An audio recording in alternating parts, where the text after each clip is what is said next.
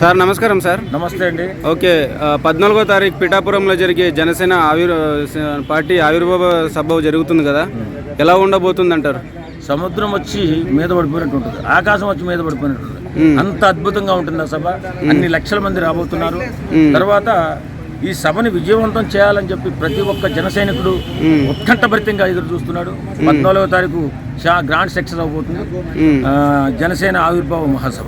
Okay, అంటే ముఖ్యంగా ఈ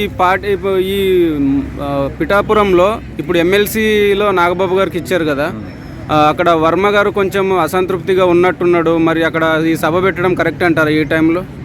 అదేంటి మా సభ మేము జరుపుకుంటాం. ఇప్పుడు వర్మ గారు అసంతృప్తితో ఉంటే వాళ్ళ బాస్ని అడగాల. ఇప్పుడు ఈయన ఒక్కడే కాదు కదా జనసేనకు పనిచేసింది, జనసేన కూడా 134 నియోజకవర్గాల్లో పనిచేసింది కదా. ఈయనేదో పెద్ద గొప్పలాగా మాట్లాడితే ఎట్లా? అంటే అక్కడ లోకల్ ప్రజలు ఏమంటున్నారు అంటే వర్మ సపోర్ట్ లేకపోతే పవన్ కళ్యాణ్ గారు అక్కడ గెలిచేది కాదని అంటున్నారు. జన సైనికులకి సపోర్ట్ లేకపోతే ఒక్క సీటు కూడా తెలుగుదేశానికి వచ్చేదా? వీళ్ళు జగన్మోహన్ రెడ్డి వచ్చేసేవాడు, అప్పుడు తొక్కిన ఆరు తీసేసేవాడు వర్మని వాళ్ళ బాసుని. అప్పుడు నేను ఎమ్మెల్యే టికెట్ త్యాగం చేశాను, ఇప్పుడు మళ్ళీ ఎమ్మెల్సీ ఇస్తారంటే ఎమ్మెల్సీ కూడా ఇవ్వట్లేదు అని చెప్పి అంటున్నారు. మరి నీ బాసుది కదా బాధ్యత, నీ ఉద్యోగ బాధ్యత నీ బాసుది. పవన్ కళ్యాణ్కి ఏ సంబంధం ఏంటి?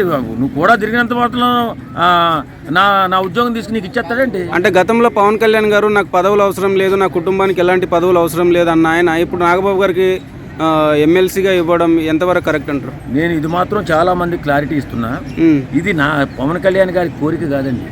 నాగబాబు గారి దక్షతకు మన చంద్రబాబు నాయుడు గారు ఇస్తున్నటువంటి గౌరవం. ఎందుకంటే కూటమి ప్రభుత్వం ఏర్పడిన తర్వాత ఎలక్షన్ ముందు కొన్ని విధాలుగా కొన్ని వర్గాలు అటు ఇటు చీలిపోతున్నటువంటి సమయంలో నాగబాబు గారు ఆంధ్ర రాష్ట్రం మొత్తం తిరిగి అందరినీ కూడా ఒకటిగా తీసుకొచ్చి ఈ విజయానికి మూలకారకుడిగా, ఒక అద్భుత కారకుడిగా నాగబాబు గారు ఉన్నారు. కాబట్టి ఆయన విజన్ని గుర్తించినటువంటి చంద్రబాబు నాయుడు గారు ఈరోజు ఇతనికి ఇలాంటి వ్యక్తికి మన ప్రభుత్వంలో చోటు కల్పించినట్లయితే పరిపాలనలో చాలా అండగా చాలా తోడుగా ఉంటాడనే ఉద్దేశంతో నాగబాబు గారిని చంద్రబాబు నాయుడు గారు తీసుకున్నారు. అంతే తప్ప పవన్ కళ్యాణ్ కోరిక కాదు, ఇది కుటుంబ పాలన కాదు. వీళ్ళ కుటుంబంలో ఎవరైనా సరే సహాయమే చేస్తారు తప్ప మెగా కుటుంబంలో ఎవరికి కూడా అన్యాయం చేయరు. అంటే కష్టపడ్డ కార్యకర్తకి అంటే గుర్తిస్తామన్న చంద్రబాబు నాయుడు గారు, నాగబాబు గారు నాకు తెలిసి అంత క్రియాశీలకంగా పార్టీలో పనిచేయలేదు. ఆయనకు డైరెక్ట్గా ఎమ్మెల్సీ ఇవ్వడం అనేది అంతర్గతంగా పనిచేశాడు. ఆయన క్రియాశీలకంగా వచ్చి మైక్ ముందు మాట్లాడలేదు, మీటింగ్లు పెట్టలా.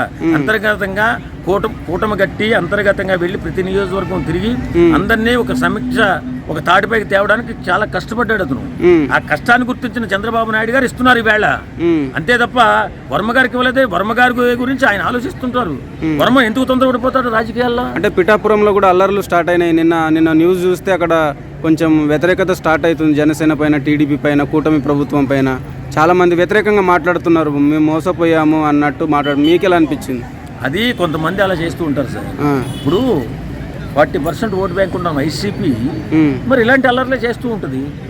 చిన్నదా ఇప్పుడు వర్మ గారు ఆయన ఒక్కదారుగా గెలిచేసాడు అనుకుంటున్నాడు అని చెప్పుకుంటున్నాడు అంటున్నారు. అది ఎంతవరకు కరెక్ట్ అండి? ఎంతవరకు కరెక్ట్? అందరూ ఇప్పుడు ఇతను 21 నియోజకవర్గాల్లో నిలబడ్డాడు పవన్ కళ్యాణ్ గారు. 21 దానికే మీరు సపోర్ట్ చేశారు, కానీ 134 దానికి మీకు సపోర్ట్ చేశారే జన సైనికులు. మరి వాళ్ళని ఎందుకు గుర్తించట్లేదు? అంటే 2 సీట్లకి త్యాగం చేసిన వర్మ గారికి నెక్స్ట్ ఏమైనా అవకాశం వస్తుందా? ఏ అవకాశం వస్తే బాగుంటుంది? అది మనం చెప్పలేము. చంద్రబాబు నాయుడు గారు అతనికి చరిత్ర తీస్తారండి. ఎవడు ఎలా పనిచేస్తాడు? చంద్రబాబు నాయుడు అని పిచ్చోడు కాదు, అంత వయసు వచ్చింది, అంత రాజకీయ కురువృద్ధుడు అతను. ఆయన ఏం చేస్తాడు, ఎవరికి ఎలా ఇస్తే ఎలా ఉంటుంది, ఆ పరిపాలన సౌలభ్యంగా అతను ఎలా చేయగలుగుతాడు, నాకు మంచి పేరు ఎలా తెస్తాడని ఆలోచిస్తూనే ఉంటాడు. ఈ లోపల ఇప్పుడు ఇప్పుడే కాదు, ఎలక్షన్ ముందు కూడా అటు దాటైపోయి ఇటు నేను చేయను అని, తర్వాత నేను చేస్తాను మా నాయకుడు చెప్పాడు అని ముందుకు రావడం, తర్వాత ప్రతి విషయంలో ఆయనకు అండగా ఉండడం, తోడుగా ఉన్నాడు. ఇప్పుడేమో పదవేమో నాగబాబుకి ఈయనకి సంబంధం లేదు. నాగబాబు గారిది జనసేన పార్టీ, టీడీపీ పార్టీ వాళ్ళది నీ బాధ్యత.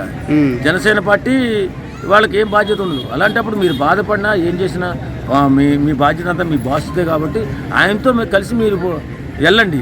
అంతేగాని ఇలా మా పైన అలా అనడం, నేను లేకపోతే గెలిచేవాడు కాదు పవన్ కళ్యాణ్ అనడం మాత్రం చాలా తప్పు. 100% వర్మ గారు తప్పు చేస్తున్నారు. ఇలాంటి తప్పు వల్ల మీరు చెడ్డ పేరు మీకు వస్తుందో తప్ప ఎవరికి రాదు.